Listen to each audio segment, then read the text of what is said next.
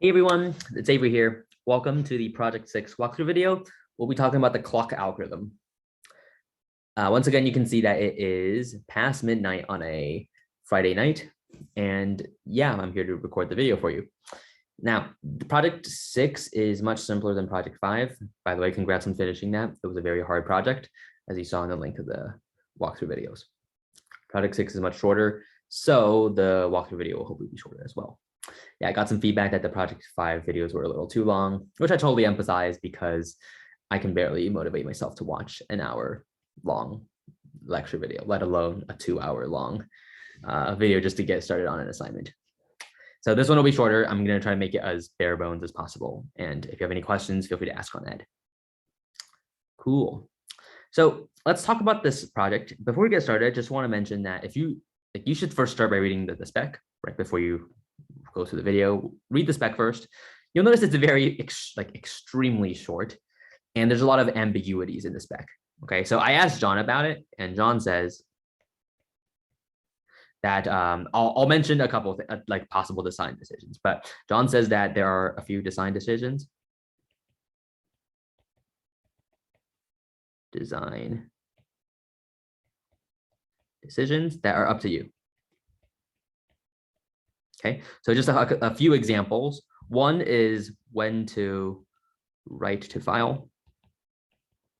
Okay, so it's either eviction or clock arm pass. Okay, so that's one. The other one is how do you handle redundant bits?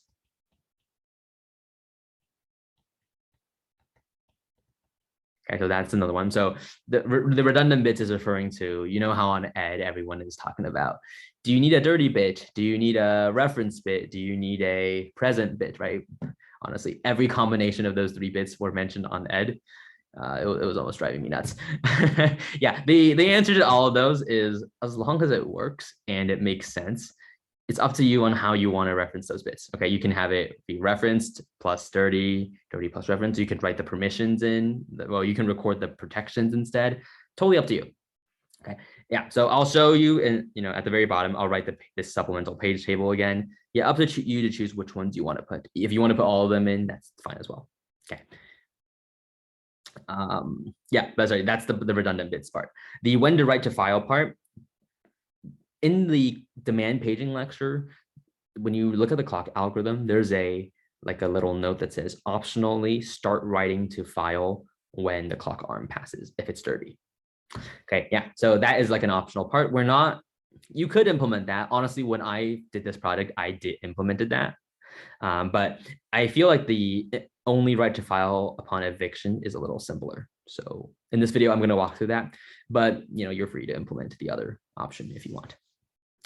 Let me just check my email to John. Honestly, oh yeah. And then the redundant bits part, there's a couple of things in the redundant bits part that I'll explain a bit later. Cool. All right, so what are we going to implement? We're going to implement this idea of global replacement, which is this. In Project 5, you assumed that you had enough frames. A frame is a page in physical memory. That's the term I'm going to call it now, a frame. There are enough frames to accommodate all of your pages. But that's definitely not always the case. And in this project, we're going to be dealing with very large files and very small physical memories. So what that means is when you run out of space, you need to replace an existing page. And by replace, I mean evicting a page so that you can bring a new page in. The global replacement means different mcrypt files are allowed to replace each other's pages. So this physical memory is shared among all the physical pages, not physical pages, shared among all the mcrypt files, which means that if you run out of space and you need to find more space, you can evict a page even if it belongs to some other mcrypt file. Okay, so that's kind of the reason why in your supplemental page table, I recommended you store a pointer to the mcrypt file of who you belong to, so that if you get evicted, you can quickly you can access the mcrypt file to make sure that you get, if you need to get written to file, you will get written to file. Okay, so that's global replacement. And then we'll also be implementing the clock algorithm. The clock algorithm is what decides which page gets evicted. Okay, it does not care which page each or which mcrypt file each page belongs to. It just chooses one based on its algorithm. So here is a quick outline of demand paging plus the clock algorithm. This is not related to what was covered in your project, right? I don't reference the project at all in this diagram. This is just conceptually what was covered in lecture. Demand paging is in blue, the clock algorithm is in red. Let's go over the demand paging part. Anytime you have a read or write, right, the first thing you check is it in physical memory? You can check that by checking the page table. Is it in the page table? Okay, if it is in the page table, is the present bit on? If the present bit is on, then there's no page fault. Or in the project 5 code, you could have a page fault because we're emulating the referenced and the dirty bit using page faults. But in normal hardware, when there is a referenced bit and a dirty bit, then nothing happens except that when you access the address, the reference bit gets turned to 1, the reference bit of the page gets turned to 1, and the dirty bit gets turned to 1 if it was a write. If it's not in physical memory, then that generates a page fault, and you have to determine, is there another frame available, physical page? If there is, in project 5, you just used page alloc. In this project, since you might run out of frames, if the answer is no, then you have to choose who to evict. So here's the clock algorithm. Check the frame that the clock arm is pointing to. So there's going to be a clock arm that's going to be pointing to a frame. Check, is the referenced bit a 1? Okay, each frame has a reference bit. Is it a 1? If it is, then change the bit to a 0, increment the clock arm, and repeat. Okay, so the idea here is that if the reference bit is a 1, that means that this frame was recently used. Okay, whichever virtual page that it's mapped to, it was recently used. So we can't evict it, but we'll change the reference bit to a 0, giving it another chance. And the idea is that when the clock arm comes back to us, if the page still has not been used, then we know that this page, we've given it a second chance. It has no more. We're going to evict it now. Okay, so that's this case where you change it to a 0 here, and then when you come back around, the reference bit is still a 0. It's not a 1. Then you get to evict it. Okay, it's possible that if you change it to a 0, the clock arm goes around. By the time you get back, this frame was accessed again, so the reference bit is on. Okay, so then you don't get evicted. And this idea is to ensure that the frames that are being consistently used stay, while those that are only used a few times, they get evicted. Cool. All right, so that's the clock algorithm. Let's run through a quick example. I'm going to run through this example a little quickly. Feel free to pause and try to figure out the answers as I go on. So first, these 4 operations, I'm going to do them very quickly, is just a read, write, a read, and write. And then every time these are called, you get a page fault because there's nothing in physical memory yet. And you call page alloc, which will give you some page. Doesn't necessarily have to be in order. So I'm just going to quickly do, it allocates Z there, Y here, X here, and W here. Okay, no particular reason. Your page alloc just returns it in that order. Okay, so what I want you to do is I want you to pause the video and work through the sequence of events of what should happen after this line. By the way, these are pages. Last time I tried doing addresses and then I messed up. So let's just do pages this time with these big letters. Okay, so pause the video, figure out the sequence of events. Okay, so before we go through the sequence, remember you have to write the reference bit and the dirty bit. So let's do that. Z was written to, so it's 1, 1. It was referenced and it's dirty. Y was read, so it's 1, 0. X is written to, so it's 1, 1. And W was read from, so it's 1, 0. Okay, now we can try to read from V. V is not in the page table because it's not in physical memory, and there's no space left. So we have to run the clock algorithm to choose who to evict. Let's run the clock algorithm. The clock arm is pointing to this frame. Reference bit is 1, so we change it to a 0. Increment clock arm. Reference bit is 1, change it to a 0. Increment clock arm. Reference bit is 1, turn it to a 0, increment. Reference bit is 1, turn it to a 0. Oops, I wrote 1 here, should be 0. And then increment. Okay, it's a clock, so it goes around. When you reach the end, you go back to the front. Okay, now here's where things get interesting. You read, well, not read, but we need to find a frame to evict so we can put V in. We go back to Z and we check the reference bit again, and we notice that the reference bit is off. That means we can evict Z. So goodbye, Z. Z gets evicted. But before he gets evicted, notice that its dirty bit is 1, which means we have to write to the file. Okay, so you can use the page table to figure out which file that Z belongs to. Okay, you might be already thinking an important question. Just looking at the physical memory, right? How do you know which file it belongs to? How do you know what virtual address it belongs to? So keep that question in mind. You might need another data structure to go from physical address back to the virtual address. Okay, so just keep that in mind. I'll get to that a little later. Okay, but here Z gets written to file, and then you can just evict Z. Goodbye, Z. And because Z is gone, we can put V in its place.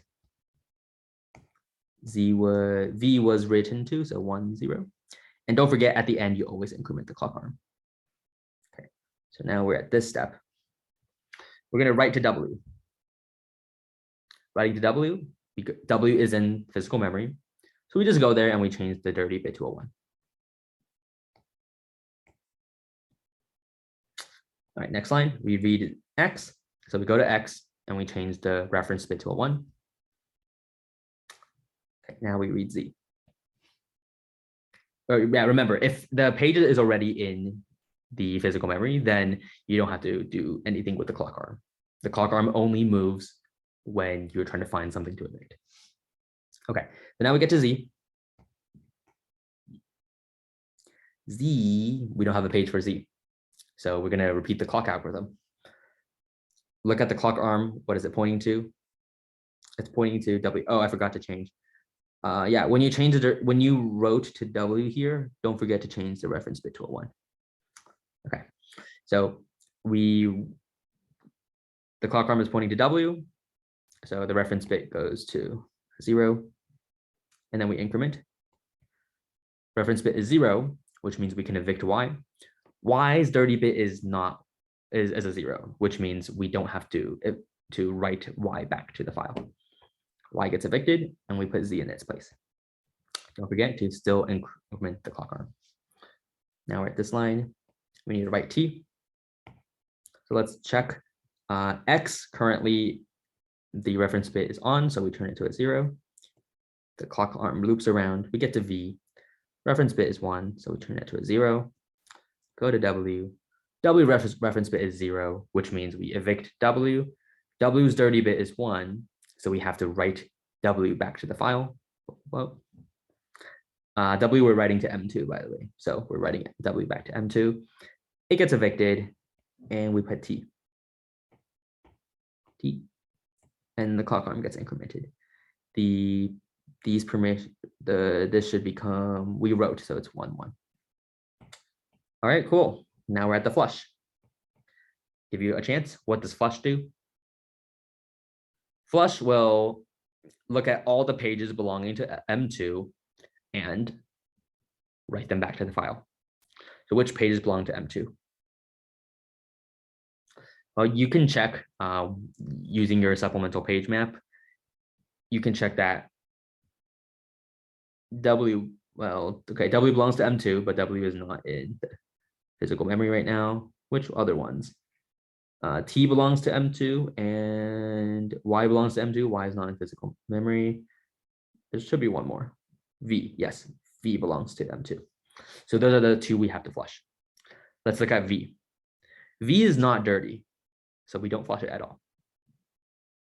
Is T dirty? T is dirty. So we flush T. T gets written to the file. And because we have written it back to the file, it's no longer dirty. So we change the dirty bit to a 0. Notice that when you flush, the clock arm does not move at all. The reference bits don't change at all. You only check the dirty bits and you flush the ones whose dirty bit is a 1, and you change it back to a 0. Okay, so this is conceptually how the clock algorithm works. This is based on what we saw in lecture. But we haven't talked about how to implement this, right? To implement this, you need to use protections. So let's look at how to implement this using protections. So here is the diagram that I kind of got started drawing last time in project 5. What I want you to do first is pause the video and spend a minute to draw those transitions from project 5.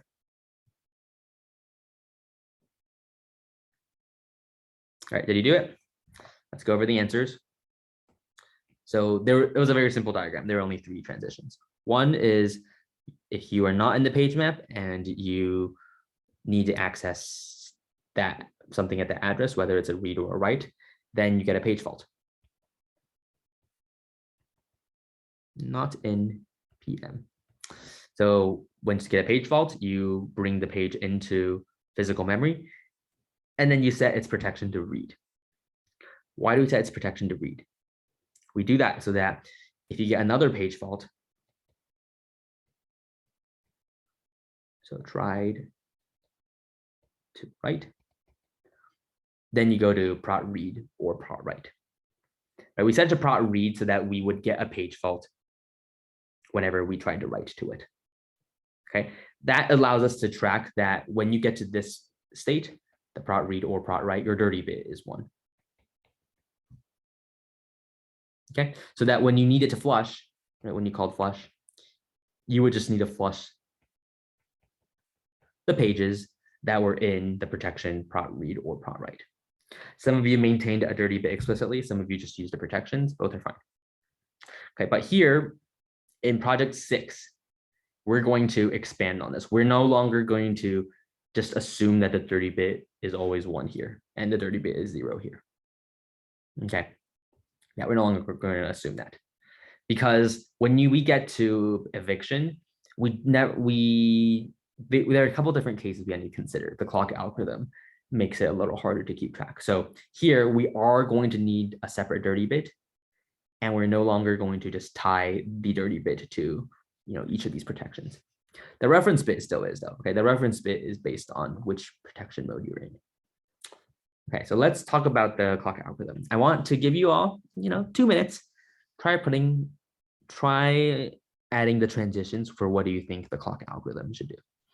We're going to use this extra state called prot none. Prot none is useful because we need a transition between prot none and these 2 other states so that we know that when to change the reference bit to a 1. So pause the video, pretend this is an exam, wink, wink, and try writing the answers. Okay, did you do that? Okay, so let's work through it. First, clock algorithm. What transitions do the clock algorithms give us? Yeah, so the clock algorithm turns the reference bit from a 1 to a 0. So it must be these transitions. Okay, when the clock arm passes a page, if the reference bit is a 1, it becomes a 0. What if the reference bit was already a 0? Yeah, then it gets evicted. Evicted by clock. Okay, so those are the 3 transitions there. Are we missing any other transitions? Yeah, how does the reference bit go from 0 to 1? It goes from 0 to 1 when you try to read or write to a page. So if your protection mode is prot none and you try to read, you should get a page fault. That is how you transition from prot none to prot read.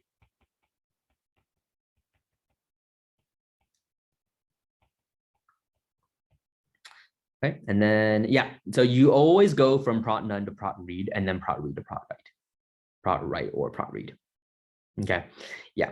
Yeah, it's because it's impossible to determine if it's a write unless you're already in read mode, right? Because otherwise you don't know what caused the page fault. So you have to do it step by step. All right, there's one last transition you have to do, and that's the flushes. When we called flush, when you were in the prot read or write mode, you just flush and then you go back down to prot read. Okay, that's still the case here. I'll explain why a little bit. But for flush, if you're in prot read and you flush, that should not change your reference bit, right? Your reference bit should still be a 1. So you should just remain there. While if your reference bit was a 0 and you flush, that should not change your reference bit either. So the flushes still look like that. Okay, now get back to the question, what do you do about that dirty bit? Dirty bit is no longer tied to a single protection mode. So let's first, when does the dirty bit become a 1? Point to the transition. When does a dirty bit become a 1? Dirty bit, it's set to a 1 when you have a page fault where you tried to write. So here is where set dirty. Right, when you have a page fault, you try to write, you set the dirty bit to a 1, and you go into the prot read or write mode. Okay, now the dirty bit is not tied to any state, because once you go to this state, if the clock algorithm passes you, you move to this state. So you're not referenced, R is 0, but your dirty bit is still a 1, right? Check out this example up here. Reference bit is a 0, dirty bit is still a 1. That is possible. You tried to write, so you end up in this state, and then the clock algorithm passes you. So you go back down to this state. Okay. All right, so that is where the dirty bit gets set to a 1. When does the dirty bit get set to a 0? Yeah, in the flushes, right? Flushes set the dirty bit back to a 0. I guess you can also get set to a 0, but when you get evicted. So I'm going to write a little subroutine here called write, and I'm just going to call it write.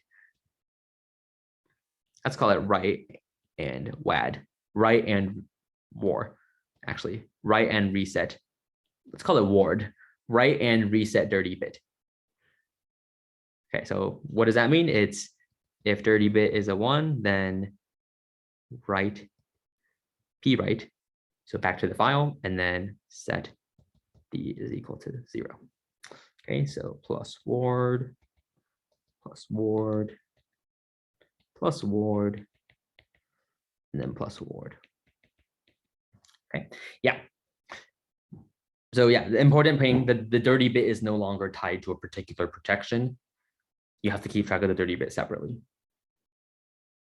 Okay, so what I want you to do now is try coming up with an example of how you might transition between these states.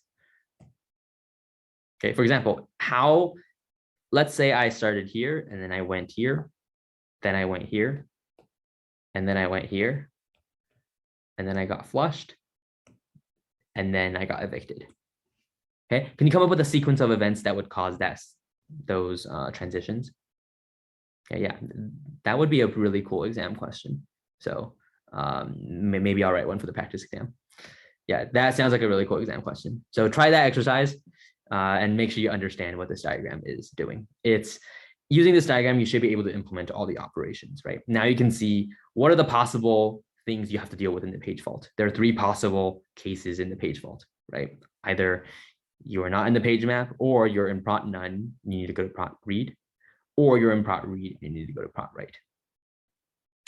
I guess I should write set r equals 1, set r equals 1, and then in the clock you set r equals 0.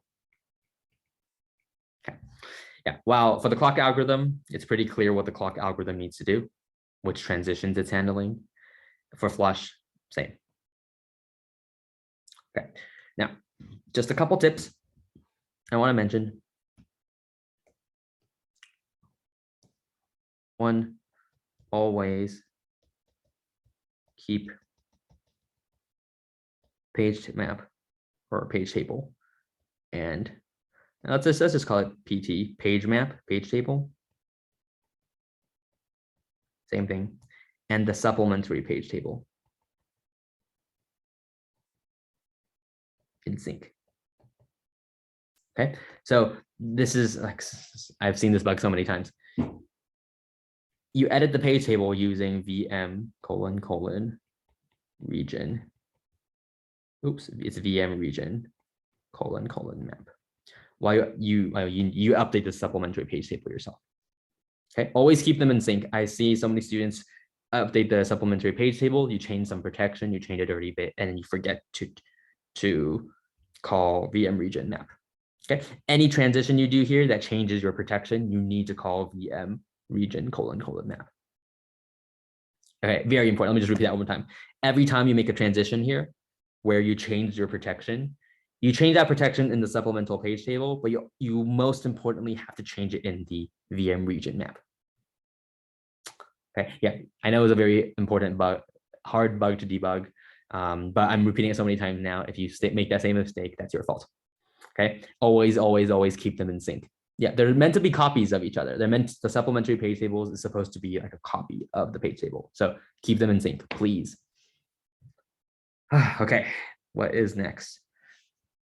Oh yeah, another tip.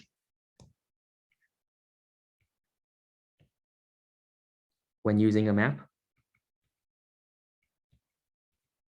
okay, or unordered map. So map or unordered map, do not use operator brackets. So as an example, I saw some students try to do something like S supplementary page table bracket V page, okay, or VP. Okay, yeah. In C++, if you ever code C++ in like a real project, you all pretty much generally avoid the square brackets because the square brackets do this thing called auto insertion. Auto insertion is it creates an empty entry if VP does not exist in the map. Okay, that might sound convenient, but that causes a lot of issues because it will fail silently, right? You think something is in the map, but it's actually not, and instead it actually creates a extra entry. So if you see random extra entries in your map, that might be why. So don't use that. There's an alternative I recommend. Use the find function, std, or rather use spt.find. This returns an iterator, and then you can use that iterator. You can check that iterator if it's end, and then you can access the key and the value pairs. I'll write an example on the ed post. All right, so that's the second tip. A couple other tips. 3 is think about the data structure you're going to use. So one important part of this clock algorithm is you have to loop over this physical memory. Right? How do you loop over this physical memory?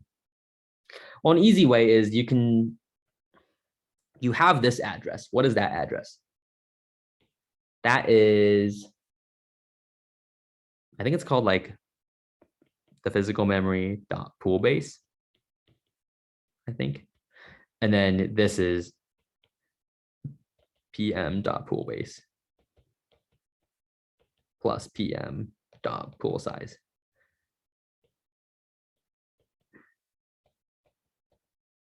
Okay, so yeah, you have access to these.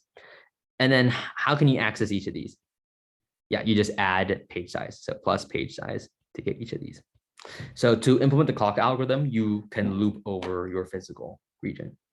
I saw some of you did the same thing for the unmap function where you looped over the virtual region. Okay, do the same thing for the physical region. The issue is as you're looping over the physical region, okay, and you're trying to determine if you want to evict something. Let's say I'm asking myself, do I want to evict a V? You need to check its referenced and dirty bits, which you should be storing in the supplementary page table. But the question is, how do you know, like, how do you map from the physical address to the virtual address or the virtual like address table entry in that table, right? Because that supplementary page table, your key should be the virtual address. So it's like you have a bunch of key value pairs and you have the value. You can't really go the other way and search for the key. So to get around that problem, you should think about using another data structure. Okay, now I'm not going to tell you what the data structure is because there are multiple ones you could choose. Yeah, I chose one that I chose one that is different from the one that John and Jerry chose. Whatever works, choose a simple one, hopefully, but yeah, whichever one works, that will help you go from the physical address back to the virtual address. Yeah, I'll give you a hint. There is a way to get a vector to work. You don't need a map. You can actually get it to work using a vector. So yeah, try coming up with how do you use that using a vector. Vectors are simple. So try getting a vector to work. Go from the physical page back to the physical address back to the virtual address. Okay, so that's another tip. So just use data structure to go from P page back to V page in clock algo, right? Because in the clock algo, you need to check the referenced and dirty bits, which should be stored in your supplemental page table. Yeah, you'll also need to update the permissions. You also need the virtual add page actually, because if you want to call the map function when you update a protection, you need the virtual page to call the map function. Okay, so come up with a data structure.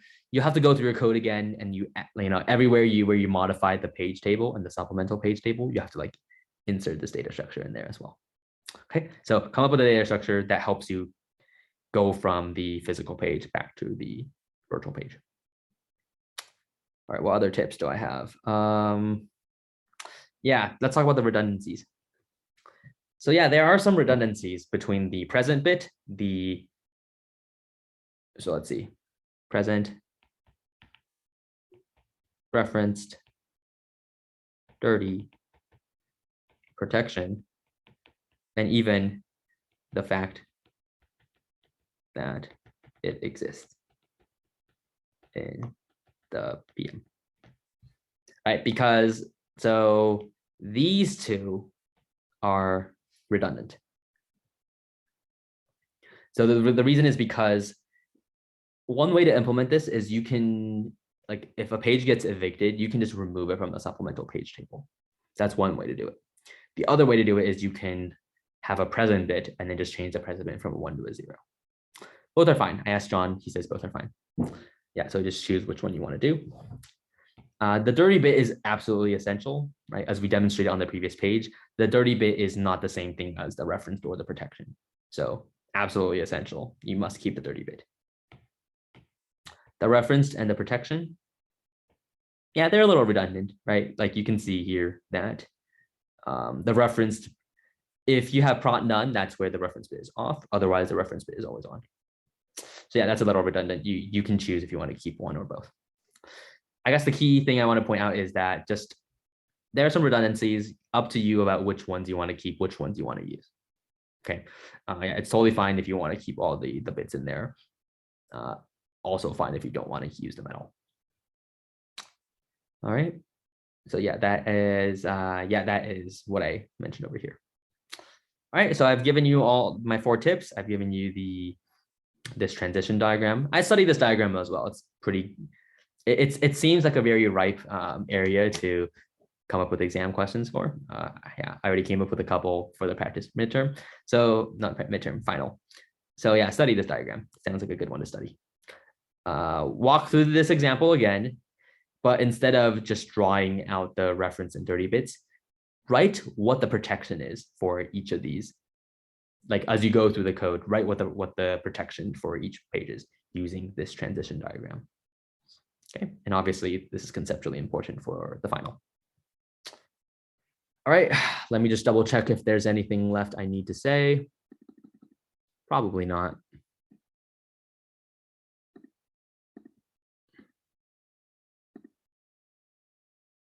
Oh, I should mention the test cases. Yeah, let's mention the test cases. So test cases. Okay, I don't want to transition to my laptop, but I'm just mentioning the test cases. So you've already done all of the map tests.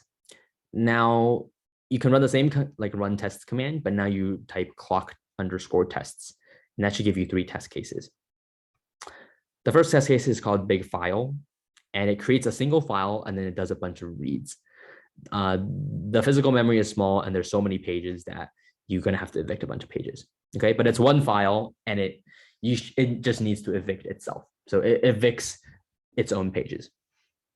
If you fail that one, then that means there's something fundamentally wrong with how you're implementing these protections. So double check what you basically have to go through your steps again, make sure you've accounted for all possible cases. Then there's the two files test case, which creates two different files and then interleaves reads between them. So when you try to evict a page, you will oftentimes be evicting the other files pages. Okay, so if this test fails, then that means there's something wrong with your eviction code. Okay, maybe you're evicting a page, like you're evicting someone else's page, but you don't act adequately, like you don't flush that page out. You don't, not flush, you don't write that page out to memory. Okay, so that might be an issue. So double check that. Now, those two test cases only test the reads.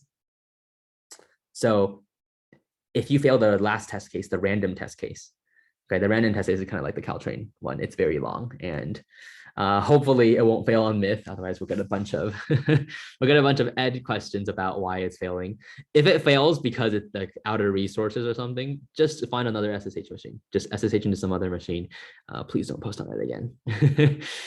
But yeah, that's the random test case. That test case tests writes. So if you are failing that, then you should check your dirty bit. You should check if you're modifying protections correctly and if you're writing to the file at the right time. Cool, yeah. So yeah, all that I said over there is on the ed post that I'm about to post. I wrote a suggested implementation order, but honestly, this assignment is pretty short. Like it was very hard to decompose this into a number of steps. Like the suggested implementation I ordered for project 5 was the order that I did the project.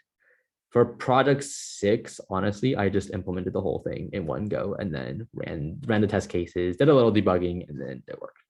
Yeah, so there's not like a clear signpost to stop at each step. I wrote a couple, I did write a little suggested implementation order, but yeah, honestly, this one is very short. So hopefully you'll be able to finish it very quickly. All right, well, thanks for sticking with me throughout the whole video. Good luck on the project, and I hope to see you next week.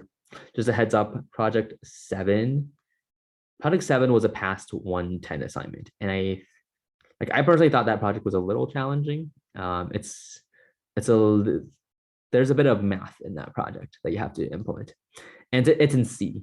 I personally don't like C. I love C++. I hate C. Some of you feel the opposite coming from 107. So it's in C, it's different.